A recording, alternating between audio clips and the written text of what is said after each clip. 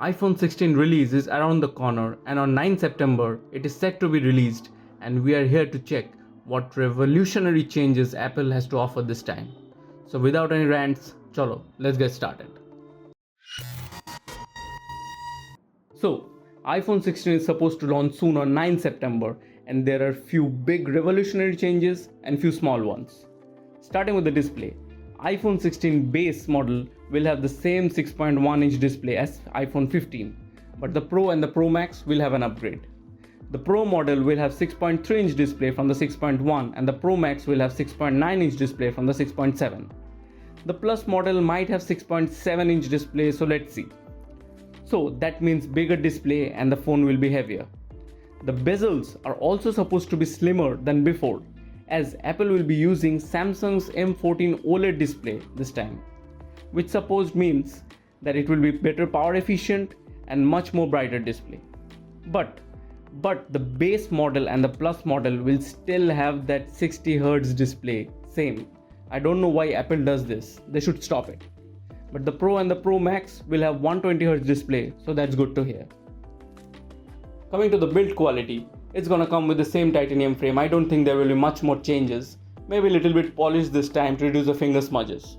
But the changes in the camera module for the base and the Plus models, which will have vertical camera module for taking special videos, mainly because of Apple Vision. And with that, they are also placing a dedicated pressure sensitive camera shutter button at the right hand side. Well, revolutionary, no? Not, because Sony has already done that back in 2013 only. The camera shutter button is also supposed to have some gesture controls like focus, zoom in, zoom out, etc. The action button on the left hand side might come this time in the base and the Plus model, which was not available last time. So let's see what Apple does.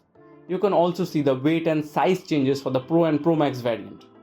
Also this time, we will be getting more stronger colors than last time, which were much more subtle. You can see the color variants. Now, the performance.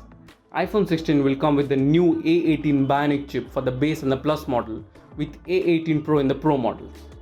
Well, it's not much of a big upgrade, I think, since A17 was already very powerful enough and did all the work seamlessly.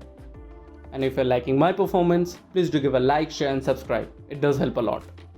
The base and the Plus model, by the way, is supposed to have 8 gigs of RAM this time for seamless performance of Apple Intelligence.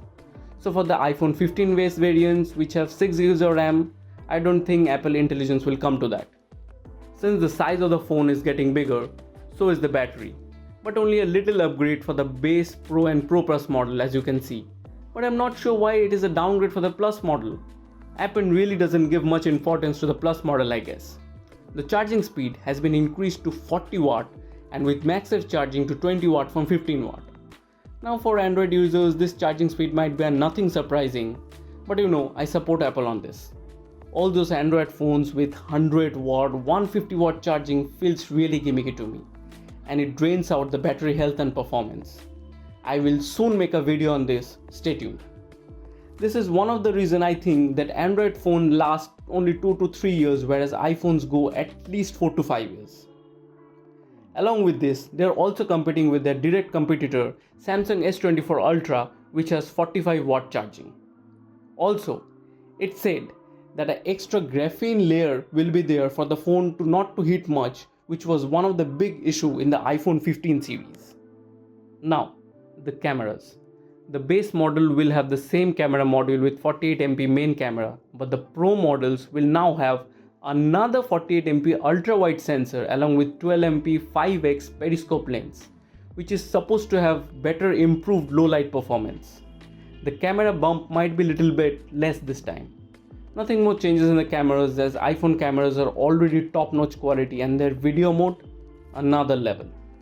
So now, the pricing might be same for the base and the Plus variant, starting from 80k and 90k respectively, but the Pro model might see some increase in pricing this time, so let's see what Apple does.